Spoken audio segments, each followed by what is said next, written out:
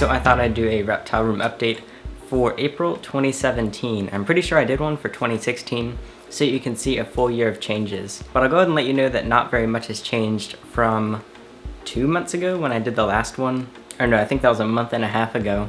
However, there's been, I think, 2,800 new subscribers since then, so I thought I'd introduce some of you to the animals if you haven't seen them all. Also, this is also going to be kind of like a before look. Before I start trying to make bioactive vivariums, I've never actually successfully done it, but we'll find out, so you'll really get to see just how bad all the enclosures are right now. I'm also going to need some help in the comments, because I will definitely have some questions in this video about plants and stuff. So if you know how to keep plants alive or know any by name, then you already know more than I do. So hopefully you can help me out a bit. But yeah, I'm going to take you around as usual and show you everyone so we can get started. So I normally just go around the room in order to where it's easiest to film, but today I thought I'd go in order of when I actually got the reptiles and amphibians right here. So I always say Sunny is my first reptile, when technically he wasn't. Well, he was sort of my first reptile, but my first actual herps were, I'm sure they were American toads, because I used to catch and release a few things, but I still have some of the toads, one of which in here I've had for over 4 years now. Also, I haven't mentioned this in a while, but I had this other toad. I'm sure I can find some photos, and I have old videos with her, and she was a female American toad, and she was like my favorite toad ever, and she is still the only animal I've had that's actually permanently escaped the enclosure. I had her thing just like barely open so that I could have, I think, a fog granite or something, and then there was some sort of bark up the side that she managed to climb up, I guess, and she got out. So if I still had her, I would have had her for over 5 years now. But we can take a look at the toads that I do have. So this is a 20-gallon aquarium with 4 different toads in it. I have 2 males and 2 females, and it is breeding season for these American toads. I've had them in here for over a month now, and the temperatures were super weird, and the temperature of my room does somewhat vary based on the outside temps, which is why I need multiple thermostats for some of the animals. These toads are mating again. Both pairs have been mating over the past week, so I'm gonna give them probably another month in here and then give up to see if I don't get any eggs or not, if I do get any eggs or not. I then have 2 other toads. They're both too small to mate, and one I'm pretty sure is a fowler, so wouldn't be able to anyway, but they're in a huge 40-gallon all to themselves right now. Right here, this is Sunny, my ball python. He's a male yellow belly ball python, and he's in a 20-gallon long. His enclosure is really bad right now. I'm hoping this is the first one that I'll redo, and I'll probably actually upgrade him to the 40-gallon that those 2 toads are sharing, because they don't need all that space, and Sunny could benefit from it because he's pretty active at night. So Sunny went off feed for a few months because of breeding season. He's done that every year, and it's not surprising, but he is continuing to grow, and he's been just fine like usual.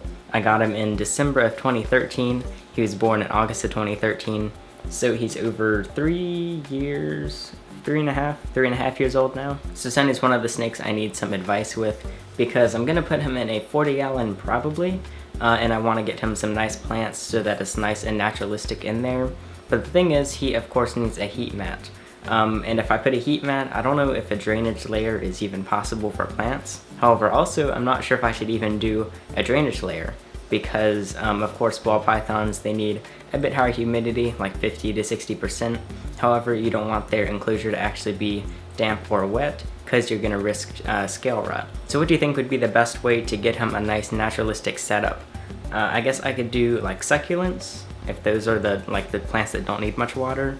I could probably do that, and then just use, I don't know, maybe eco earth. I don't know, just give me some ideas on how I can give Sunny a nice setup. So right below Sunny is Goldie, my Trimper albino patternless orange giant leopard gecko. So he's all good. He's the second animal I got. Got him in July of 2014, I'm pretty sure. So he's also a few years old. Goldie's definitely not a big fan of handling. He just prefers to be in the enclosure or kind of exploring around the room. But I need to keep working with him on handling him more, because I've been kind of bad about that. I take him out every so often, especially when I clean the enclosure, but I should probably try and take him out daily so he's more okay with handling. This is Gobe, the reverse Okiti corn snake. He's in a 20-gallon. I don't really mind his setup, it's not too bad. I do want to replace those fake plants with some real plants though. I'm not exactly sure what to put in his enclosure either though. He's definitely the best snake to handle. I bring him to all the educational festivals that I go to because I'm never worried about him. He's actually the only snake that hasn't bitten me, and he's never shown any stress or anything, which is interesting because the people I got him from never touched him. In the couple years that I've had him, he's never skipped a meal, and he's all good to go. In this 40-gallon is Olive, my blue-tongue skink. Pretty sure she's an eastern blue-tongue, and I've had her for a couple years. She was pretty small when I got her, and she continues to grow right now. Her 40-gallon, it's looking pretty bad. I have two snake plants in the back. They keep falling over because I don't have enough eco earth in here, which is a coconut fiber, and I'm really interested in getting her a ton of plants so it looks way nicer. But I'm not exactly sure how to do that because I'm completely fine getting her a drainage layer. However, she has a heat pad. So if you have any ideas on how I can give her belly heat and a naturalistic setup with a drainage layer at the same time, make sure to let me know because that would be really useful. Olive doesn't actually do too much in her enclosure. She really likes sitting under her water bowl, which basically works as her cool side hide. However, whenever I take her out and let her run around the room, she will definitely have a lot of energy that she can get rid of, so I try and take her out pretty often. And that's pretty much it for her. She'll probably be one of the first enclosures that I really start to work on and update. Right up here is Shadow, the black rat snake. He's in what is probably equivalent to about 24 gallons. But Shadow himself is doing really good. He just got off a nice full shed right here. And he had a little bruise on his snoot from when he was basically just trying to get out of this enclosure because he wasn't used to the new one yet. However, when this shed came off, all those bruises, you can actually kind of see him on the shed. They're completely gone and his nose looks really good now. He still doesn't love being handled. He'd prefer to be in his enclosure, but I can easily take him out, and once he's out, he calms down pretty quickly. He still moves around a lot compared to the other snakes, but he has no issues. And I don't know, maybe soon I'll be able to let people actually touch him at festivals, because I always bring him to the educational stuff too, because he is native to North Carolina. In this 10-gallon right here is the juvenile, I believe, female box turtle. I moved her into this 10-gallon a few months ago from a tub sort of thing. Now I can add more in there. There's some plants in there. There's more places for her to hide. She has a bunch of substrate that she can actually burrow in. And she actually just a few minutes ago was hanging out in her water dish right there. I'm feeding her mostly pellets right now.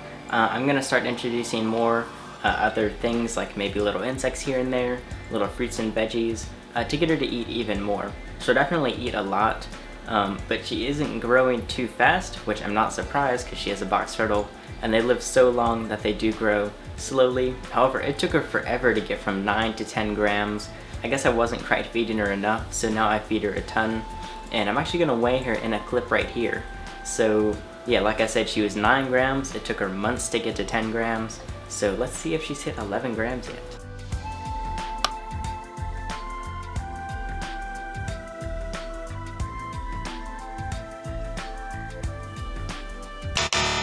Well, there's the clip. Did she grow? Because I'm not sure. I haven't actually shot that clip yet. Down here, I don't think you can see me, but this is Franklin in his little baby pool. Franklin is an adult. Well, I guess he's an adult. He's over 10 years old. I don't know if that counts as an adult or not for the red ear slider. And although I haven't had him for as long as the other animals, he is the oldest animal in the room.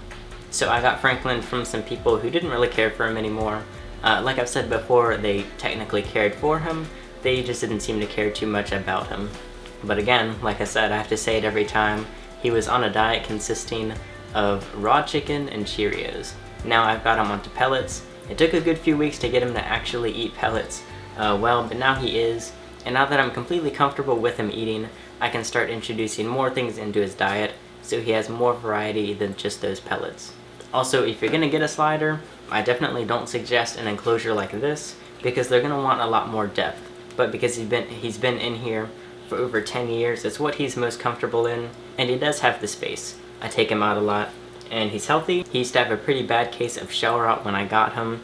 However, I fixed that after a couple weeks, and his shell didn't grow too well. It's pretty lumpy in places because he didn't have any UVB to start, but he does have UVB now. So as he continues to grow too full size. It definitely won't get worse, but I don't know, maybe it can fix itself at least a little bit. And finally, the last animal right here is the Kenyan Sand Boa. She still doesn't have a name, but actually I have a couple names that I'll probably pick between. So I'm not saying I'll necessarily take the answer of the poll. However, I do have a little poll. Hopefully it'll pop up right here. If you tap that, you can choose which name you think is best, or you can leave some other names in the comments. But she's been growing a ton. I'm sure she's growing the fastest out of all the animals based on her weight to start. She's been eating every single week. I have a thermostat on her now, so her heat pad's good to go.